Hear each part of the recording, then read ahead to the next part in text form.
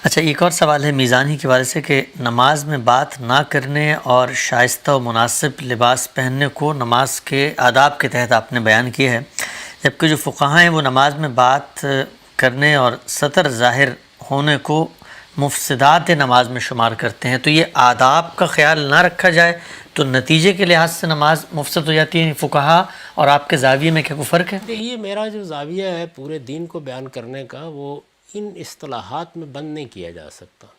میں نے ایک بالکل دوسرا طریقہ اختیار کیا ہے۔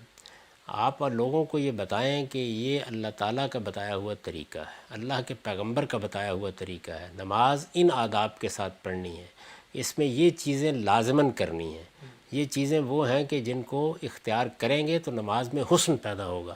یہ ساری چیز آپ بیان کر دیں۔ جب آپ نے یہ بیان کر دی، اب یہ ہے کہ کسی آدمی نے اگر اس کی جان بوجھ کر خلاف ورزی کی ہے تو میرے نزدیک اس کو تنبیہ کرنی ہوگی نا۔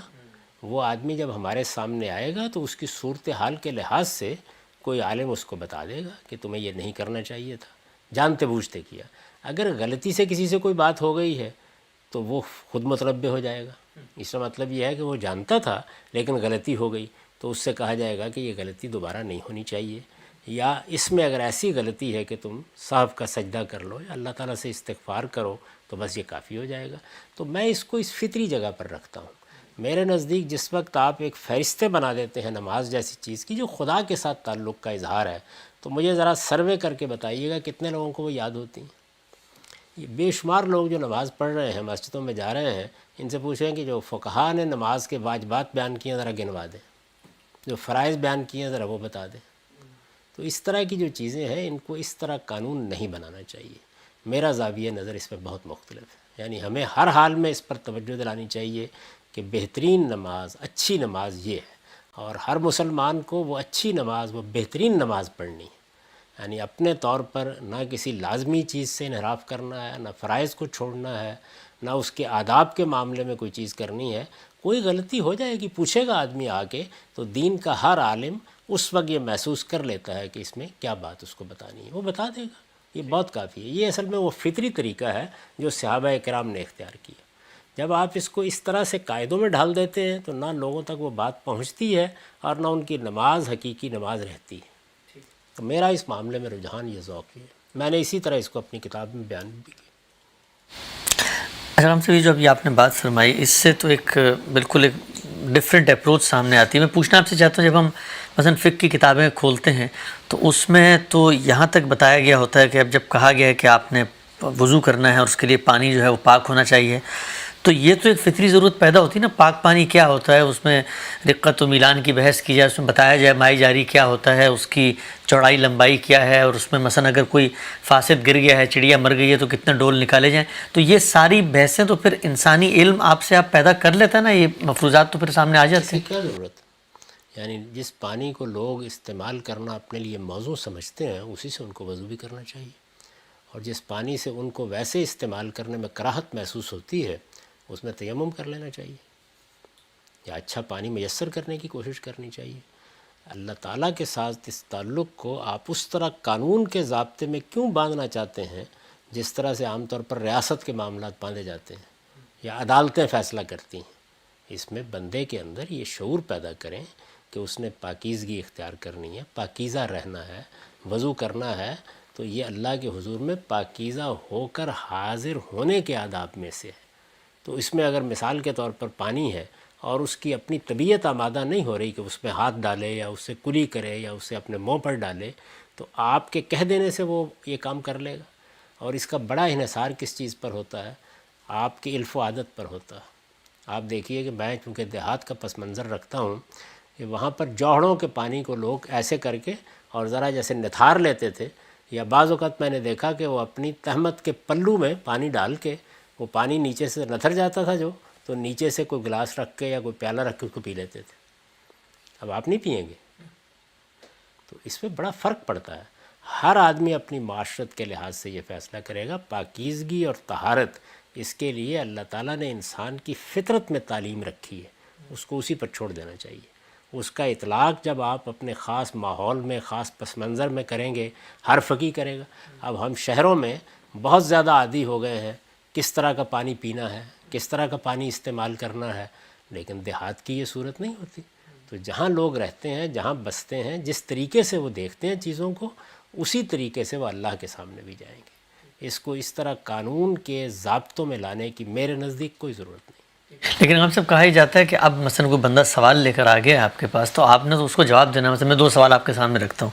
ایک بندہ یہ کہتا ہے کہ جی میں جا رہا تھا، مجھے کسی نے دھکا دیا، میں سوئمنگ پول میں گر گیا، تو اب میں نہا تو گیا، تو کیا میرا وضو ہو گیا تو نہیں ہو گیا؟ تو اس پہ کیا کہیں گے پھر؟ یعنی اس کو کیوں تکلیف ہوئی اتنی میرے پاس آنے کی؟ اگر وہ اس میں سے گر گیا تھا اور اس کو یہ احساس ہے کہ میں پاکی کے ساتھ ہوں اور مجھے کوئی پلیدی لاحق نہیں ہوئی، اور سوئمنگ پول میں گرنے کے بعد بھی وہ اسی پانی کو منہ میں لے کے پی سکتا ہے، تو اس سے وضو کر لے کھڑے ہو کے. اس کا قاعدہ کیوں بنایا؟ اس کو کیوں قاعدہ بنایا جائے؟ یعنی اس کی کیا ضرورت کیا ہے، کیا پیش آ گئی ہے؟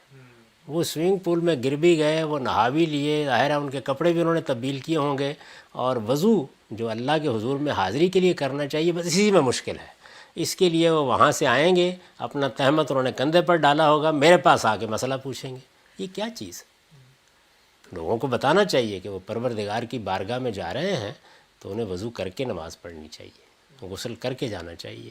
اور اس میں اگر فرض کیجئے ایسی کوئی صورت ہو گئی، کسی نے نماز پڑھ لی، تو آپ دیکھ کے اندازہ کر کے بتا دیں گے کہ اس آدمی کو یہ کہنا چاہیے کہ زیادہ احتیاط کیا کرو یا نہیں. ہر دور میں اہل علم پیدا ہوتے رہتے ہیں، وہ اس کا اطلاق کر کے بتا دیں گے. اس لیے میں فقہ کو کوئی جامد چیز نہیں سمجھتا. یہ یوں نہیں ہے کہ فقہ کی ضرورت نہیں ہے، یہ جامد چیز نہیں ہے.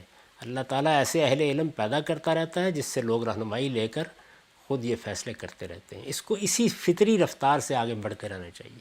آپ اس کو قاعدے بنا کے جب کتابوں میں ثبت کریں گے تو شریعت تو اتنی سی ہوگی، اس کے اوپر یہ انبار آپ ڈال دیں گے. ایک اور سوال ہم سے مختلف، آپ کو معلوم ہو کہ آپ نے مسجد میں وضو کیا ہے جس ٹینک سے، تو وہاں کوئی چڑیا مری ہوئی تھی، تو اب پانی تو ناپاک تھا، تو نہ وضو ہوا، پھر نہ نماز ہوئی، نہ آگے کچھ اور ہوا. جس وقت میں نے وضو کیا تھا نہ مجھے اس میں بدبو محسوس ہوئی، نہ رنگ میں کوئی خرابی محسوس ہوئی. میں اس کا مکلف کیوں ہوں؟ میں نے وضو کیا، میں نماز پڑھ لی، اس وقت میرا علم یہی تھا، بات ختم ہو گئی. میں آپ کو بتاؤں خود میرے ساتھ یہ واقعہ پیش آیا. میں جس زمانے میں لاہور میں رہتا تھا تو وہاں پر ایک چھوٹی سی بستی ہے ایڈن کاٹیج، وہاں رہتا تھا، اور مسجد میں ظاہر نماز پڑھنے کے لیے بہت اہتمام سے جاتے تھے. تو کیا ہوا، فجر کی نماز کے بعد ہمارے جو امام صاحب تھے انہوں نے کہا کہ ذرا لوگوں کو یہ بات سنتے جائیں. تو سب لوگ خیر بیٹھ گئے، میں بھی رک گیا، ہم نکل رہے تھے مسجد سے. تو انہوں نے فرمایا کہ اچھا میرا تو معمول یہ ہے کہ میں گھر سے ہی وضو کر کے ہمیشہ جاتا ہوں، مسجد میں بہت کم وضو کرنے کا موقع ہو، سوائے اس کے کسی وقت کو ضرورت پیش آ جائے تو گھر سے آپ فجر کی نماز کے لیے وضو کر کے نکلتے ہیں.